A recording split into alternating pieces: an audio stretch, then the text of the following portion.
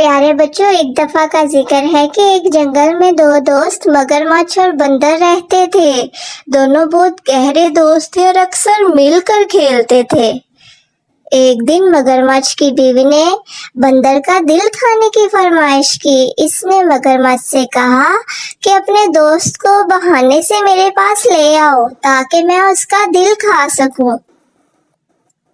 مگرمچھ بندر کے پاس گیا اور اس سے کہا کہ آؤ تمہیں میں اپنی بیوی سے ملواتا ہوں۔ بندر اس کے ساتھ جانے پر راضی ہو گیا۔ راستے میں مگرمچھ نے اپنے دوست بندر کو بتایا کہ میری بیوی تمہارا دل کھانا چاہتی ہے۔ بندر یہ سن کر بہت خوفزدہ ہو گیا اور سوچنے لگا کہ اپنی جان کیسے بچائے۔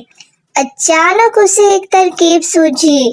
اس نے مگرمچھ سے کہا بس اتنی سی بات تھی، اگر تمہاری بیوی نے میرا دل کھانا تھا تو مجھے پہلے بتا دیتے، میں اپنا دل بھی اپنے ساتھ ہی لے کر آتا جو کہ درخت پر رکھا ہوا تھا۔ اچھا چلو اب تم ایسا کرو کہ مجھے کنارے پر لے جاؤ تاکہ میں تمہیں اپنا دل لا کر دے سکوں۔ بیوقوف مگرمچھ اسے کنارے پر لے گیا۔